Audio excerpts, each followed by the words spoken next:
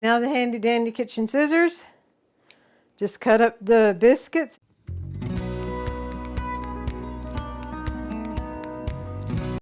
Howdy folks, I'm Martha and I welcome you to Hershberger's Miracle Homestead. Our kitchen action continues. We are making bubble up pizza. So the ingredients we'll need for the bubble up pizza are mozzarella cheese, biscuits, pepperoni, spaghetti sauce, cream and mushroom, and fried out hamburger with onions and bell peppers. And for those of you who love mushrooms, you can also add mushrooms. And there's probably other things that you could add into like any other pizza. There's a variety of things that you can have. But this is what we use in ours. So the cheese goes on at the very end, so I'm going to put it back in the refrigerator. And if you've seen any of our other videos where we use spaghetti sauce, Buddy shouldn't have the seasonings and spices that are in spaghetti sauce. So I have his already ready for the oven, which is made like this, minus pepperoni and minus spaghetti sauce. We use ketchup instead of the sauce. So I didn't want you to think that we weren't looking out for our buddy, because we do. Okay, this is cream and mushroom.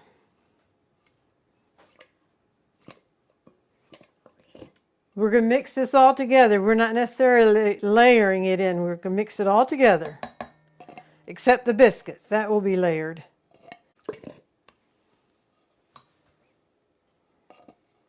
Now to the cream and mushroom, we will add spaghetti sauce. I need to check the refrigerator, see if there's a part bottle in there. And there was. Well, this is Ragu, this is Prego, but both of them are spaghetti sauce. Just put in the amount that you like for your taste.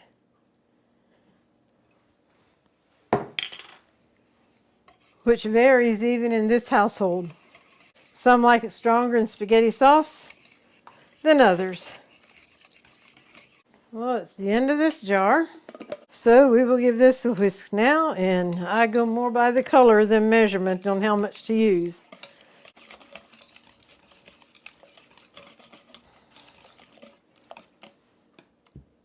I'll put just a little bit more in.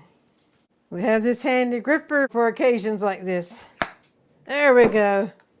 Now that seal broke. Pepperoni is next. If you don't have a scissors you claim as your kitchen scissors, it's very handy to have that. And I'm one that prefers a smaller piece of pepperoni than the big piece. So I'm going to, I don't want to get the handle messy. So I'm just going to cut these in quarters. There again, you can have as much or as little as you want. By the way, if you are local to Abbeville, South Carolina, we can highly recommend joining the Cold Springs Mennonite Church in their walk through Bethlehem. If you've never been there before, you're in for quite a treat. It's quite the production that they put on by the church and the school, and I could highly recommend that. All right, give this all a good mix together.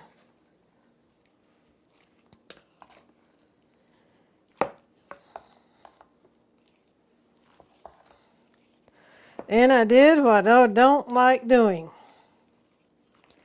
I like to have my pans I mix in big, so I don't have to be so careful not to spill. And this will end up being a little bit small, but we're getting the job done. Now comes the fun part, and that's the assembly of it. Put just a thin layer of the mixture on the bottom. Now the biscuits.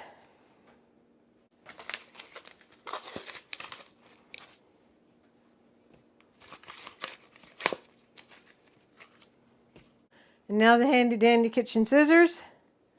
Just cut up the biscuits in bite-sized pieces and spread them evenly across the mixture here. There's different ways you could do this. You could put it in the mixture in the total mixture, mix it together and dump it in. But we like to do it this way and it gets spread out evenly.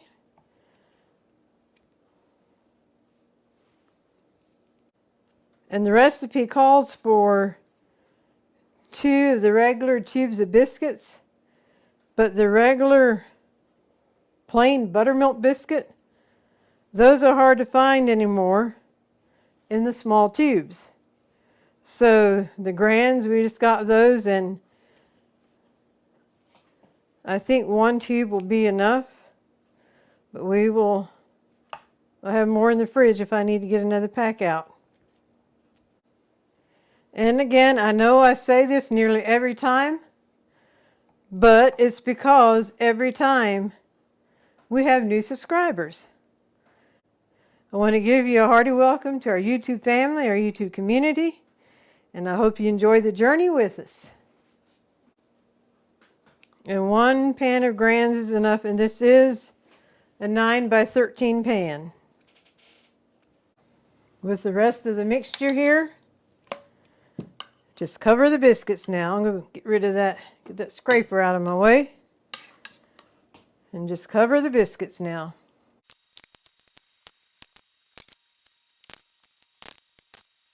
Our Bubble Up pizza is now ready for the oven, which is preheated to 350. It'll bake for 30 minutes. The last 10 minutes or so of the bake, you'll be putting mozzarella cheese on top of here. And it's to bake it for 30 minutes, but you just want to be sure the biscuits are done. So every oven is different. It might take, just bake it till it's done. And by the way, the Walk Through Bethlehem, they have a Facebook page. Walk Through Bethlehem, Abbeville, South Carolina. And that will give you the dates and the times. So, all right, this is going in the oven. It is ready for the mozzarella cheese. Time to put this back in and pull Buddy's out.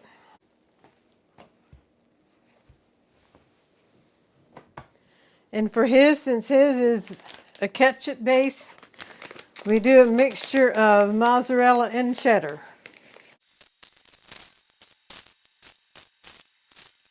And back in the oven this one goes.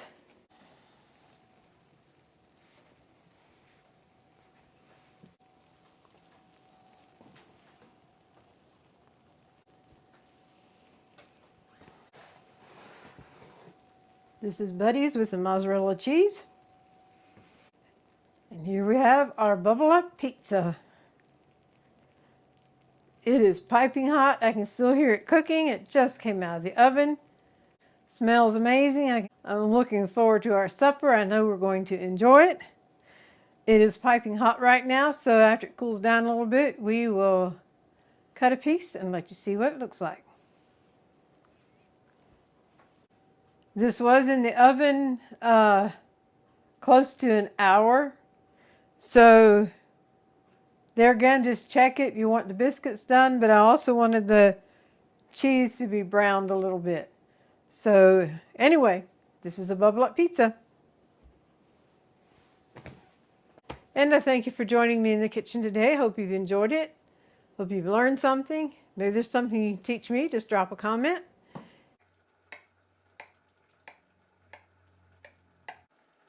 The written recipe is in the description box.